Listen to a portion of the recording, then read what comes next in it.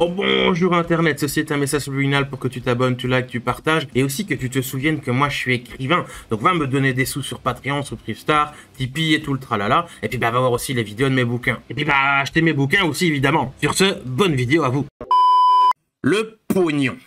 Quel vilain mot, quel vilain concept. Franchement, c'est assez impressionnant comment ce truc que tout le monde utilise, tout le monde a besoin et qui permet tant de trucs cool, parce que oui, faut quand même pas oublier, bah, c'est si mal vu. Je mentirais si je disais que je comprenais pas, parce que je comprends, et moi-même j'avais cette expression un peu de dégoût à l'égard de la chose. Il y a de ça, il y a quelques années, en fait, c'est pas si loin, mais ça a évolué depuis. Hein. Et franchement, j'étais très... À un moment, j'étais carrément anti-argent, donc oui, le changement, il a été drastique, pour pas dire carrément à l'opposé, en fait. Salut, très cher Clio, j'aime l'argent. Vos établissements se ressemblent comme deux gouttes d'eau. Alors pourquoi avoir construit le second à côté de l'autre? J'aime l'argent. Je suis belge et plein de Français ils me disent l'argent c'est super mal vu en France. Et c'est vrai que j'ai pu observer la chose à 2-3 occasions. Et que ce soit en comparaison avec mon pays, la Belgique, ou les Pays-Bas, l'Allemagne, les États-Unis, Canada, la Suisse, des pays où je suis allé, où j'ai eu des connaissances, des copains, des pays voilà, où je connais des gens. Et même de base, même dans ces pays-là, c'est mal vu, mais ouais, en France, c'est... Genre, si tu gagnes de l'argent, t'es un méchant, quoi. Ça ira, les capitalistes, on les pendra, et si on les pend pas, on leur cassera la gueule. Cette énigme mise à part, il n'en reste pas moins qu'il est incroyablement aisé d'être considéré comme un mec cupide, ou quelqu'un qui ne pense qu'à l'argent, et au fait de s'enrichir, hein, donc vraiment... c'est tout pour ma gueule, tout, je vais être plus riche, plus de sous, plus d'argent, plus de trucs, acheter plus de machin. Quand il est, à un moment donné, question d'argent, genre que tu vends un truc, ou que tu demandes un service, ou n'importe quoi. Et je peux vous dire qu'en tant qu'artiste, donc quelqu'un qui propose son travail, ou qui cherche des collaborateurs et tout ça, et ben, quelques occasions, des fois, faut négocier, ou alors tu dis, bon, ben, j'ai pas forcément beaucoup de sous, mais j'aimerais ça, est-ce qu'on peut trouver un arrangement? Ben ouais, la question de l'argent, c'est pas toujours simple, parfois c'est vraiment compliqué. Entre ceux qui disent que t'es un arnaqueur, ceux qui disent que tes produits sont trop chers, l'État et les taxes qui te piquent un peu le moins de centimes que tu gagnes, et tes partenaires que tu dois payer, hein, donc faut jamais oublier ça, c'est difficile de naviguer dans cet environnement et à un moment donné de pas perdre la boule en disant « Mais comment je fais en fait ?» Parce que je vais vous prendre un exemple, le Ulule tout récent que j'ai fait, je sais j'en parle pas mal, mais il se passe pas mal de choses en fait derrière la scène. Je ne veux pas tout vous raconter parce que ça sert à rien et puis c'est... J'ai pas envie de faire que je me plains, mais oui, c'est un peu compliqué, il s'est passé beaucoup de choses. Et voilà, il a réussi et je suis très heureux, merci à tous. J'ai collecté 6000 boules. 6000 euros c'est cool, hein, ça fait beaucoup d'argent quand même. Bah on est d'accord, 6000 euros. C'est tout sauf rien. Pour les Belges, 6000 euros... 6000 euros pour les Belges, on est à presque 250 000 francs belges. Remettez en perspective. Pour les Français, bah, faites la traduction, je crois que c'est... Traduction. La conversion, je crois que c'était 6 francs français, c'était 1 euro ou un truc comme ça. Ben voilà. Maintenant, vous retirez environ 20 euros pour les taxes et qu'on soit un petit peu plus sur ces 21, 22. Bim, on descend à peu près 4800. Ensuite, sur ces 4800, vous enlevez à peu près tout parce que y a plus rien qui, y a rien qui va dans ma poche. Il y a rien qui va dans ma poche. Et encore, j'ai eu d'autres histoires avec la Smart parce que je vais en faire une petite comparaison. En France, vous avez le statut de micro-entreprise. Je sais, il y a plein de gens qui s'en plaignent, c'est la merde, c'est la galère et tout, pas de problème. Mais chez nous, en Belgique, on n'a rien. On n'a pas de statut d'artiste, ou alors je crois qu'il y a eu un truc, une loi ou un machin bidule, mais c'est genre, c'est il y a 3-4 mois, c'est limite ça. Et on n'a pas en fait de truc de micro-entreprise, on doit être soit indépendant et donc c'est tout du salaire et machin bidule. On peut faire indépendant complémentaire mais il y a des conditions et tout ça. Et on est obligé de passer par la Smart qui fait qu'on doit faire des journées de travail. Donc c'est un peu comme si on était indépendant mais il y a les taxes, il y a eux qui prennent leur part, etc. Donc maintenant sur les 6000, si je devais tout faire comme la Smart rêverait qu'on fasse, ou le principe de base qui n'est pas du tout adapté pour moi, auteur auto-édité, qui n'est pas un... Je suis pas un freelance, tu vois, une entreprise m'a demandé de faire un logo, machin bidule, graphisme, voilà, et c'est un contrat de travail et machin bidule. Et encore même là, enfin bref, c'est pas le même système. Mais si, en Belgique, le revenu c'est taxé à genre 50%, hein. Enfin, je sais plus, c'est un peu moins parce que tu récupères un truc à la fin, mais... Donc à chaque fois, la somme elle diminue. De 4800, tu passes à quoi 3000. C'est à peu près. Si vous voulez faire les chiffres et les calculs et tout expliquer dans les commentaires, faites-le, mais Aïe, aïe, aïe. Et c'est des frais, enfin, c'est pas pour ma poche, c'est pour payer des gens. Parce que regardez ma budgétisation, si vous regardez bien le petit fromage qui est erroné d'ailleurs, hein, parce que le Ulule, moi je pensais que c'était des dons, que c'était genre du mécénat ou de la collecte ou j'en sais rien. Ben non, c'est de la vente, c'est 6% de taxes. Et voilà, j'étais convaincu que ça se déclarait comme ça, mais non, voilà, on apprend toujours. Et puis après on me dit, oui, mais il faut faire des contrats de travail et machin. Déjà sur ce camembert de base du budget, il n'y avait rien qui allait dans ma poche. Il y allait peut-être avoir ce que j'appelle des au cas où ou des restes, parce que j'ai tendance à faire ah ce machin il coûte 260, bah, mettre 300 pour être sûr, parce qu'on sait jamais, il peut avoir une erreur d'envoi, un truc qui est abîmé dans le transport, une impression du bouquin qui est pas bonne, un couac de livraison, ou une augmentation de tarif soudaine, ça aussi ça peut arriver, ou alors un truc que je me suis planté, mal calculé, on sait jamais. On sait jamais, donc j'ai tendance à mettre un brin plus haut, j'arrondis au supérieur. Mais avec tout le truc concret, moi je suis pas en perte, mais... Oh, aïe, voilà, donc même si tout se passait bien dans ce modèle-là qui est erroné, parce que voilà, le système belge, c'est compliqué. Putain, mais je tuerais pour avoir votre système français. Parce que vous ne savez pas comment c'est en Belgique, les papiers, tout ça. Vous vous rendez pas compte. Vous vous rendez pas compte. J'ai entendu plein d'histoires d'horreur de camarades français, donc je ne suis pas dedans, je suis d'accord, mais j'ai entendu beaucoup d'exemples, beaucoup de... Voilà, moi, mon cas, c'est ça. Mais vous connaissez des cas en Belgique ? Je pense pas, hein, ou alors très très peu. Parce que je rappelle, nous Belges, notre truc habituel, c'est on va sur internet, on dit un truc francophone, français. Ah, il y a un Belge là, ouais, frites, bière, moule.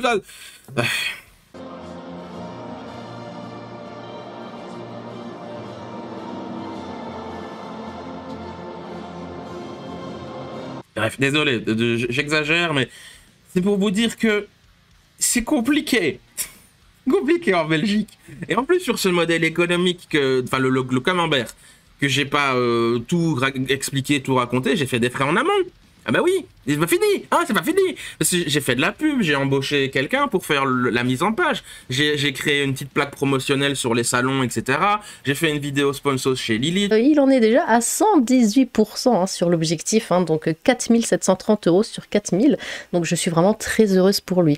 Alors, je suis allé chez Thomas Sirix. Chaque volume des éphémères, c'est, on va dire, des hors-séries. Enfin, moi, j'appelle ça comme ça. Mais c'est indépendant, en fait, tout en étant dans le même univers. Et voilà, j'ai embauché Versus aussi, la maquettiste, qui fera la mise en page des bouquins. Mais je lui ai dit, écoute, fais une belle mise en page. Parce que tu t'es graphiste, tu sais comment, je sais pas... l'association des couleurs, la clarté du truc, la lisibilité, voilà, faire un truc joli. Et il y a eu aussi Chadnek a fait un petit bonhomme humoristique, et il a participé à un truc des paliers. Bref, il n'y a rien qui va dans ma poche. Rien. Ce qui ira dans ma poche, c'est plus tard, quand j'aurai vendu 200 bouquins de ce truc que j'ai financé. Voilà, et c'est seulement si ça se passe bien. Depuis le début de ma carrière, j'ai vendu combien de livres ? 500 ? Je sais pas, c'est un truc au pif, faudrait que je fasse les calculs, mais je crois qu'on est à peu près à ça. Et voilà, l'art, ça coûte cher. J'en parle tout le temps, je gueule. Voilà, comme le sketch de Kaamelott. Parce que je vous dis, tout le monde s'en tamponne. Je gueule, je pourrais gueuler dans le cul d'un poney, ce serait pareil. Je parle de fric parce que vous vous rendez pas compte qu'en conclusion, l'art, ça coûte cher. Et je dis pas ça pour me plaindre. Je suis très heureux de ma situation, c'est ça le pire. Parce que ma vie, c'est encore plus pourri avant. Donc je suis heureux, j'adore faire ça, je veux que ça continue, mais je veux que les gens comprennent que ça coûte cher. T'es là, oh, putain, 20 €, c'est cher le livre et tout. Putain, mais si je voulais vraiment bien gagner ma vie avec ça, genre si j'étais en maison d'édition avec un vrai business plan et tout, ce serait genre 30 balles mes bouquins. Les gens ne voient que le produit final et ils disent, waouh, trop bien, 20 €. Waouh, j'en mets plein dans la poche. Hein. Moi, j'ai un Stephen King, c'est 6 € le livre. J'ai déjà eu une anecdote comme ça. Hein. Sauf que Stephen King, il est dans des grandes maisons d'édition, il a vendu des millions de livres. Il mettrait son livre à 1 € pièce, il ferait encore un bénéfice. Si, je sais pas, mettons qu'il a vendu 10 millions de livres, j'en sais rien, j'ai ça au pif. Tu fais 10 millions fois 1 centime de bénéfice par bouquin. Il y a quand même 1 million dans sa poche. Et même s'il y a les taxes et machin, etc., ça fait encore un truc de fou furieux. Mais vous voyez l'exemple, ce que je veux dire ? Il n'y a rien. Je mets pas 20 € dans ma poche. Il y a le coût d'impression, il y a le coût de livraison, il y a le coût de création du bouquin qui est de l'ordre de 3 000, 4 000 €. Il y a les taxes de vente, il y a les journées de travail à la Smart que j'ai expliqué, puis de la Smart qui prend 6,5%. Quand je vais en convention, il y a le stand, et puis il faut pas oublier l'essence, le logement, la bouffe, le matériel. Et puis après, faut pas oublier non plus. Faut un PC, faut écrire, faut l'électricité, faut le chauffage, faut le loyer, faut... Vous voyez où je veux en venir? Votre prénom à vous, c'est François, c'est juste? Oui. Eh ben lui, c'est pareil, c'est juste. Bon, on a assez perdu de temps comme ça. Je dois encore trouver d'autres exemples, parce que je suis sûr qu'il y en a encore un ou deux que j'ai oublié. Hein. L'art, c'est un monde abstrait, opaque, spécial, et oui, j'en conviens, ça coûte horriblement cher. On a trop vite la présomption du il s'en met plein les fouilles. C'est un peu paradoxal parce que j'ai le discours que les grands artistes, et je suis le premier à rire par exemple du truc de South Park avec Napster à l'époque, mais... Côté de la piscine, il voulait faire installer un bar aquarium à requins en or massif. Mais à cause de ceux qui volent sa musique sur le net, il devra attendre plusieurs mois avant de pouvoir se l'offrir. Tu te mets plein les fouilles à partir d'un certain moment. Quand t'es au début, que t'as pas les bons contacts, que t'as pas le bon système, non. Le pourcentage, il est incroyable. C'est genre 0,0001% qui s'en mettent plein les fouilles. Un exemple, moi je suis sur Amazon, c'est eux qui impriment mes livres. Le prix, rapport qualité-prix de ce qu'on a et les services et les concurrents et le choix d'imprimeur que j'ai, pour ma situation, il n'y a pas mieux.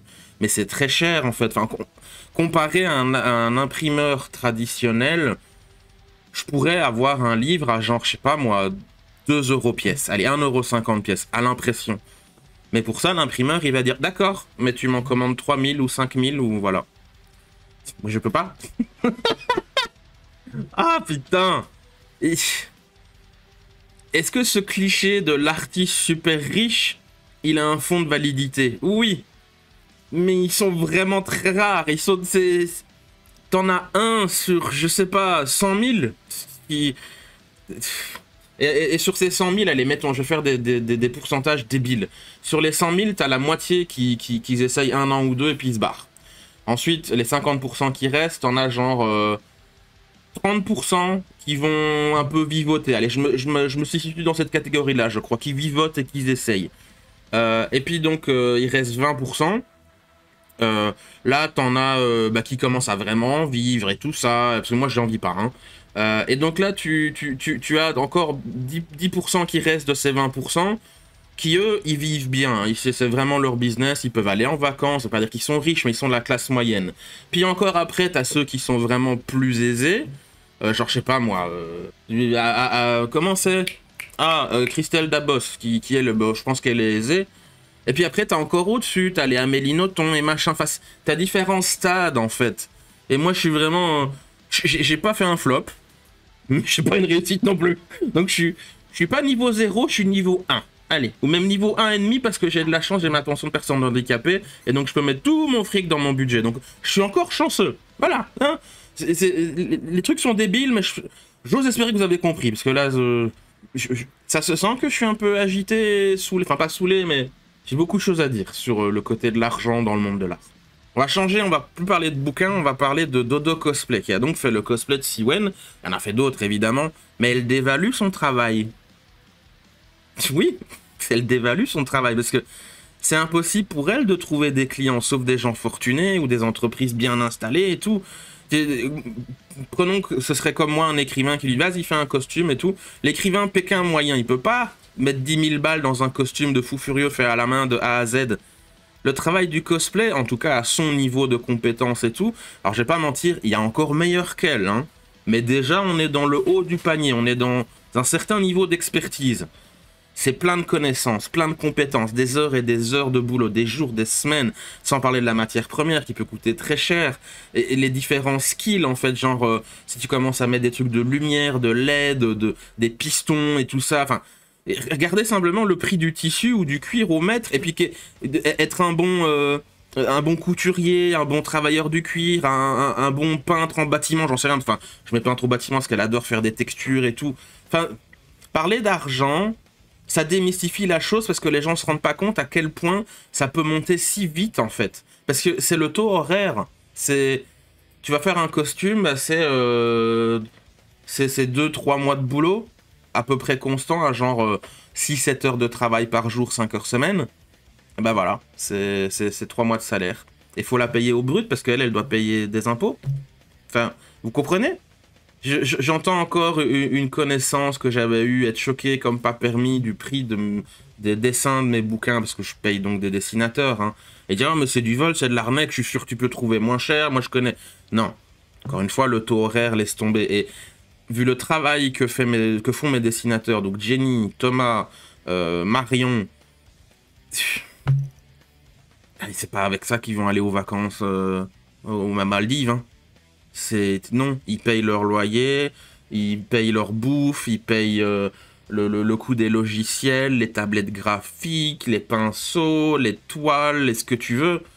Il y a une différence énorme entre parler de fric pour gagner de l'argent, devenir riche, faire des bénéfices, s'en mettre plein les fous, la cupidité. Et voilà, moi, je suis là pour gagner de l'argent. Et encore, tu peux faire ça de façon très... Il n'y a rien de mal à gagner de l'argent, mais... On fait pas ça pour s'en mettre plein les fouilles et puis aller choper des demoiselles de petite vertu et sniffer du sucre sur leurs fesses. Non, il y a une différence entre ça et mettre un prix parce que je veux pas être ruiné, je veux pas être à perte, je veux vivre de mon métier. Quand un artiste annonce son prix, c'est pas un hasard. 99%, c'est pas un hasard et en général, c'est d'évaluer parce que l'art est mal compris. Et peu connaissent la réalité du milieu, comment ça se passe en réalité, quel est le processus, comment... Voilà, si t'es une petite souris, tu vois ce que fait l'artiste pendant 2 mois pour faire un dessin, par exemple, j'en sais rien, genre une couverture de mes bouquins, parce que la couleur, c'est un truc à connaître, hein. C'est pas juste faire des lignes noires et blancs, il y a la gestion des lumières, gestion des effets d'ombre et de contraste et machin. Enfin, c'est pour ça qu'en général, les trucs de couleur, c'est tellement plus cher. Oui, d'évaluer. Il faut prendre en considération la réalité économique aussi, parce que voilà, moi il y a eu récemment l'augmentation du coût du papier, donc je suis là, je monte mes prix ou pas en fait. Mais bon, ça c'est encore un autre débat. Je suis un petit peu monté dans les tours, je m'excuse, j'espère qu'au moins ça vous aura fait peut-être sourire ou faire prendre conscience des choses, j'en sais rien, que mon message soit passé, c'est de coups de gueule, mais je conclurai en disant que si dans de nombreuses vidéos, moi je parlais d'aide alimentaire, qu'à un moment donné, moi j'allais limite au Resto du Cœur, enfin c'est pas les Restos du Cœur, mais ça ressemble, je sais, de sources sûres, de faits avérés, prouvés, que plein d'artistes sont ou ont été dans la même situation que moi. Ça devrait vous mettre la puce à l'oreille, non? Ah la vidéo elle est finie, rejoins-nous sur Discord pour nous dire si t'as aimé, pas aimé, t'es content, pas content, nous faire des câlins ou des grosses baffes, le lien est dans la description. Au revoir internet, gros bisous, à la prochaine.